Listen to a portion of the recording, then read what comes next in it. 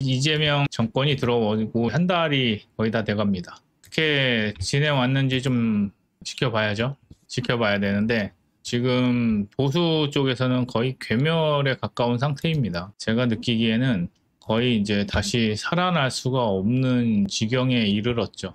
지난주부터였죠. 김민석 총리에 관해서 계속 얘기가 나오고 있습니다. 총리 후보자인데 물론 하자가 많아요. 하자가 많고 문제도 많고 근데 과연 국민의힘이 막을 수 있느냐? 막을 수 있느냐죠. 그리고 여론이나 이런 부분들이 그 부분들을 이제 지탱해 주느냐? 저는 좀 어려울 거라고 봅니다. 이제 뭐 국회도 다 내줬고 그다음에 이제 행정부도 다 내줬으니까 자기네가 하고 싶은 대로 막 가겠죠. 근데 이제 눈치를 얼만큼 보느냐의 이제 문제입니다. 기본적인 좌파의 사상은 그런 거에 있는 것 같습니다. 문재인 때도 똑같았거든요. 과반수 이상이었고 자기네가 하려면은 모든 걸 다 할 수 있었는데 진행하면서 지켜봐야 되는 부분들이 있습니다. 뭐냐면은 잘 되고 있는가에 대해서 답을 가져야 되거든요. 그러니까 이들이 나라를 망칠 것인가에 대한 이야기를 해보셔야 돼요. 그들이 나라를 망치고 싶어서 모든 액션들을 하는 거냐 아니면은 자기네들이 원하는 세상으로 만들기 위해서 정책을 하는 거냐.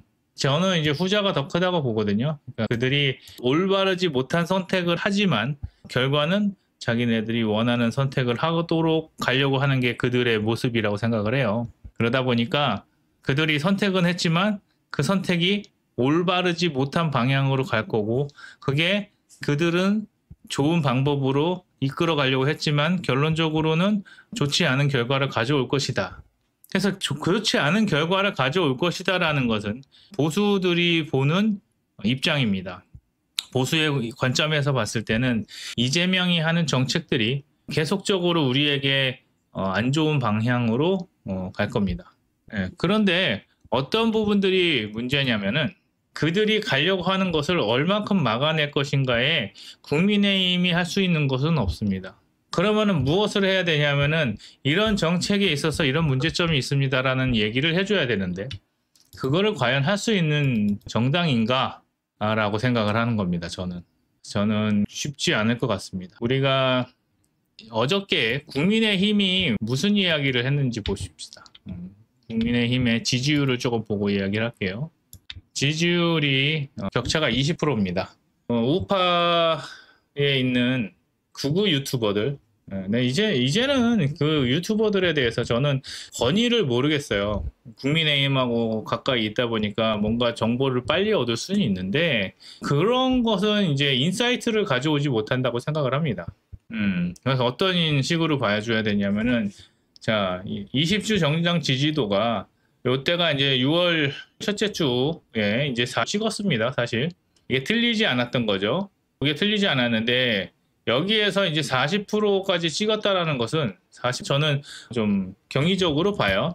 그러면은 이제 여기서 이준석은 뭐 프로였는데 이게 8%가 된 게 어떤 의미냐 했을 때 제가 볼 때 여기에 있는 무당층이라고 이야기 나오는 퍼센트가 점점 늘고 있습니다. 무당층이 점점 늘고 있고 국민의힘이 답보하고 있는 거죠. 그것은 제가 볼 때는 이제 국민의힘에 실망하는 사람들이 점점 많아지고 있다고요. 그렇다고 해서 이재명 쪽으로 건너갈 수 있느냐 그랬을 때 그거는 또 아니라고 보는 겁니다. 그래서 어쨌든 간에 여야가 잘하고 있냐 그랬을 때 정치에 대해서 기대감이 없는 거죠. 그래서 이제 지지율이 빠지기 시작하면은 이제 지지율에 대한 고민들을 할 것 같습니다. 근데 아직은 대통령 지지율이 60%가 넘는다고 하니까 아직은 기대감이 있는 것 같아요. 무당층이라는 층이 점점 생겨나고 있고 여기가 이제 사실은 보수주의로 와가지고 40대 40의 어떤 이 균형을 맞춰야 되는데 그걸 맞추지 못하는 것 같습니다. 다른 데서 보니까 이제 전국에서 민주당의 열세인 것 같고요. 지금 보시면은 저는 요거를 왜 가져왔냐면은 여기에서 보이는 게 저는 이겁니다. 20대 30대 20대 30대에서는요 사실상 국민의힘이 의미가 없는 정당이 되고 있어요. 그리고 40대 50대에서도요 이미 거의 지금 이제 조국 혁신당한테도 지금 밀릴 상황에 와 있습니다. 원래 40대 50는 좌파의 지지도가 높기 때문에 그러려니 할 수 있는데 지금 국민의힘이 어디에서만 지지율을 확보하고 있는 거냐면은 60대에서 70대만 확보하고 있는 거죠. 그러니까 김문수가 먹히고요. 한덕수가 먹히고요. 권영세가 먹히고 권선동이 먹히는 겁니다. 저는 이번 정권에 대해서, 윤석열 정권에 대해서 60대, 70대들이 반성을 해야 된다고 생각을 해요. 지금 국민의힘을 지지하는 지지인은 없습니다. 이 정도면요, 무당층보다 더 못한 거잖아요. 이 지지율이 무당층만 못한 겁니다. 지금 2030들이요, 지지할 수 있는 정당을 잃었어요. 그나마 개혁신당의 10% 정도의 지지도가 있잖아요. 이게 이제 제가 분명히 말씀드렸잖아요. 어디가 더 보수다운가, 어디가 더 2030들에게 희망을 주고 미래를 주면서 이끌어갈 수 있는 방향 키를 주느냐의 문제인 거예요. 18세에서 29세까지는 오히려 더불어민주당도 위태위태한 상황입니다. 30대에 제가 볼 때는 여성의 지지율이 많아서 42%까지 갔는지는 모르겠는데 전반적으로 개혁신당의 10%가 좀 유의미한 것으로 보이고 30대에서 가보면은 거의 13대 10이면요. 국민의힘이 정말 나가리 난 거예요. 자, 여기에서 이 표에서요. 이제 사람은 어차피 나이를 먹으면 죽게 돼 있잖아요. 그래서 60에서 70대가 이제 사라진다고 그러면요. 이제 국민의힘은요. 정말 10%대의 정당이 되는 겁니다. 지지율 10%대 정당이 되는 거예요. 지금 여기서 보이는 23, 21 이것도요. 의미가 없는 정당의 지지율입니다. 국민의힘이 보수라는 타이틀을 잃어버리는 순간 곤두박질 치는 겁니다. 완전히 이제 나가 떨어지는 거죠. 그런데도 불구하고 지금 유튜버들은 이재명 까는 데만 혈안이 되어 있죠. 여기서 보면요. 어쨌든 간에 40대에서 50대가 60대와 70대가 되는 그 순간까지는 이 구도로 계속 갈 겁니다. 한 10년 정도는요, 계속 갈 수밖에 없어요. 적어도.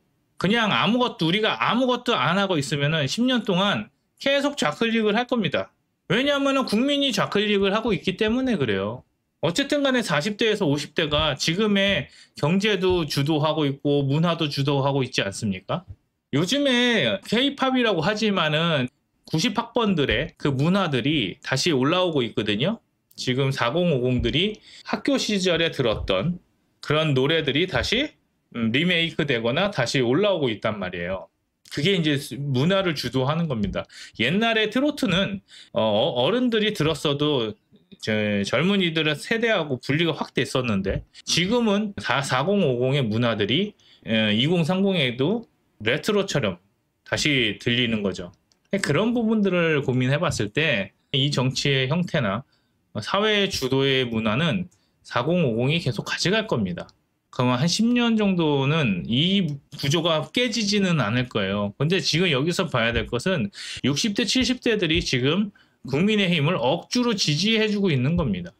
그러면은 이번에 뭘 했어야 되냐면 2030을 잡았어야 돼요. 근데 김용태를 대하는 모습이 국민의힘이 2030을 바라보는 모습이었고요. 그 모습을 바라본 2030들이요. 지금 국민의힘을 다 떠나고 있습니다. 그 떠나는 모습들을 바라봐야 할 줄 알아야 돼요. 2030 못 잡은 거고요. 지금 이준석 당이, 그러니까 개혁신당이 지금 10% 정도의 지지를 받고 있다는 것을 굉장히 큰 의미를 둬야 됩니다. 이대로 계속 지나가면요. 결론적으로 청년을 국민의힘은 잡지 못하고 청년이 공급되지 못하는 정당은요. 바로 이제 무너지게 되어 있습니다. 그래서 저는 지금 같은 분위기로 간다 그러면은 이제 국민의힘은 10년 안에 그냥 대구 경북당으로 전락하고 없어지기 쉽다라고 저는 보고 있습니다. 자, 김민석이 유일하게 이제 사람다운 말을 했죠. 윤석열이 임기를 못 채운 이유는 망할 짓을 했기 때문이다.